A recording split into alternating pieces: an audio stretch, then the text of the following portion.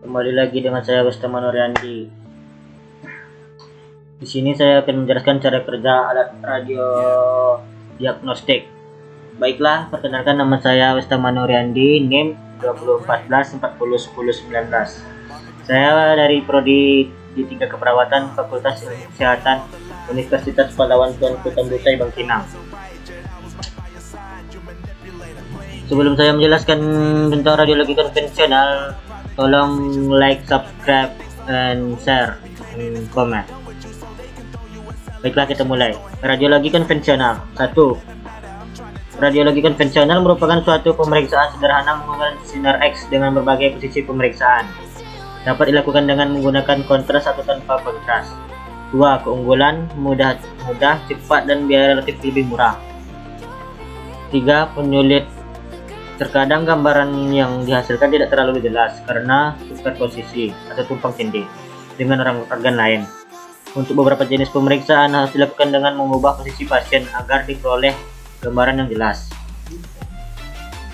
Cara kerja radiologi konvensional. 1. Dalam tabung röntgen ada katoda dan anoda, dan bila kawat filamen dipanaskan lebih dari 20.000 derajat Celcius sampai menyala dengan memancarkan listrik dari transformator. 2. Karena panas yang ditimbulkan memberikan tegangan tinggi, maka elektron-elektron mempercepat gerakannya menuju anoda atau target.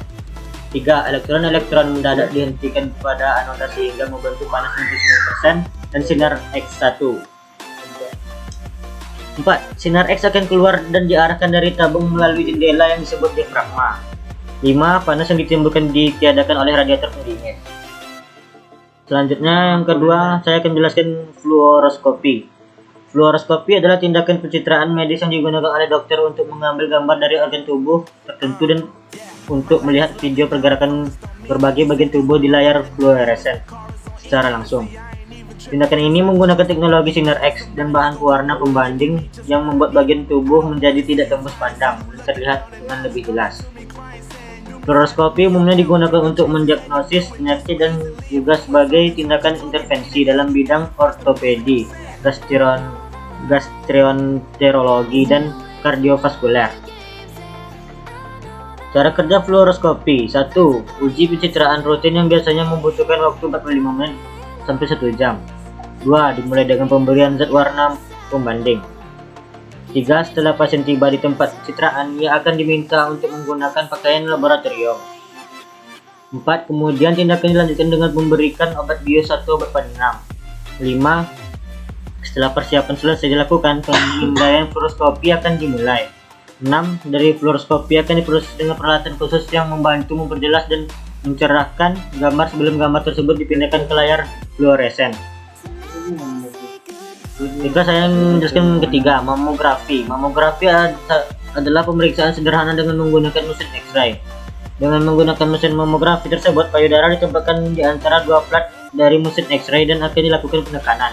Keadaan ini mungkin menimbulkan sedikit rasa tidak nyaman, namun hal ini penting untuk mendapatkan hasil gambaran yang baik. Penekanan tersebut hanya berlangsung beberapa detik. Seluruh prosedur mamografi biasanya memakan waktu sekitar 20-30 menit untuk satu payudara. Cara kerja mamografi. 1. Mamografi yang digunakan kapasitas tegangan tabung rendah dan massa yang tinggi. 2. Payudara pasien akan ditempatkan ke dalam alat röntgen dengan kompresor yang akan menekan payudara untuk mendatarkan jaringan di dalamnya. 3. Tes ini dapat dilakukan dalam posisi duduk atau berdiri. 4. Pemeriksaan mamografi memerlukan waktu sekitar 30 menit lebih. CT scan. Yang keempat, CT scan. CT scan atau computed tomography scan merupakan prosedur pencitraan medis dengan sinar X dan menggunakan komputer untuk menghasilkan gambar yang lebih detail dalam bentuk irisan-irisan. Pemeriksaan ini dilangsungkan dari berbagai sudut sehingga gambar bisa terlihat hingga bagian paling rinci tanpa perlu operasi. Alat CT scan berupa mesin dengan lubang seperti terowongan dan tempat berbaring di dalamnya. Pasien dewasa mesti berbaring di meja periksa dalam mesin tersebut untuk menjalin pemindaian. Cara kerja CT scan. 1. Batas sinar mengelilingi objek. 2. Sinar X akan mengalami atenuasi atau perlemahan sinar setelah melewati objek. 3. Berkas sinar itu akan diteruskan ke dokter yang sangat peka terhadap perbedaan atenuasi sinar. 4. Berkas sinar X itu akan diubah menjadi sinyal listrik. Kemudian sinyal listrik tersebut diperkuat oleh fotomultiplier tube lalu sinyal listrik itu diubah menjadi data digital. Data itu direkonstruksi oleh komputer lalu ditampilkan ke layar monitor dalam bentuk slice. 6. Perbedaan warna pada citra disebabkan oleh perbedaan atenuasi gambar sehingga membuat CT number atau koefisien atenuasi mutlak menjadi berbeda. Selanjutnya yang keempat, MRI, yaitu Magnetic Resonance Imaging, adalah suatu alat radiologi yang digunakan untuk menampilkan citra berupa potongan gambar tubuh manusia yang bekerja dengan prinsip resonansi atau getaran magnetik inti atom hidrogen dalam tubuh. Cara kerja MRI ialah 1. 75% dalam tubuh kita mengandung air yang di dalamnya terdapat atom hidrogen. Struktur atom hidrogen dalam tubuh manusia saat di luar medan magnet mempunyai arah yang acak dan tidak membentuk keseimbangan. 2. Bila tubuh diposisikan dalam medan magnet yang kuat, inti-inti hidrogen tubuh akan searah dan berotasi mengelilingi arah atau vektor medan magnet. 4. 3.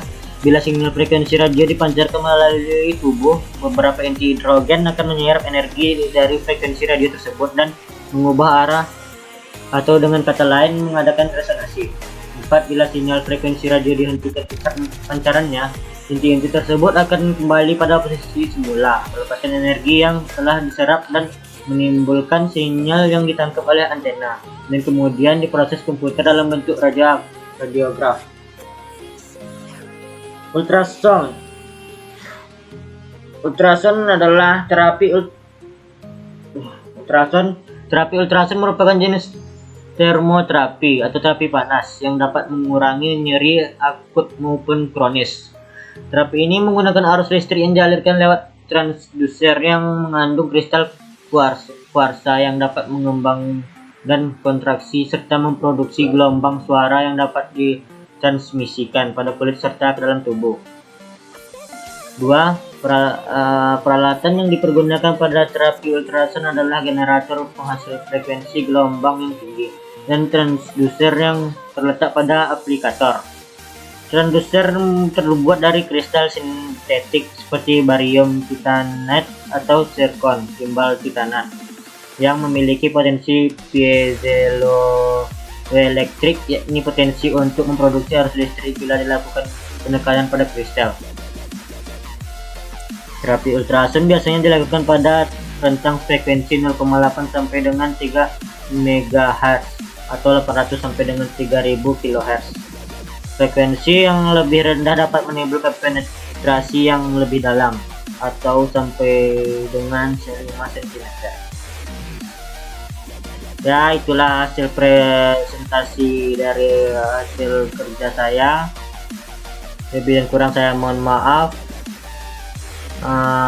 Jangan lupa like, comment, share, and subscribe. Terima kasih. Assalamualaikum warahmatullahi wabarakatuh. Salam. Iya.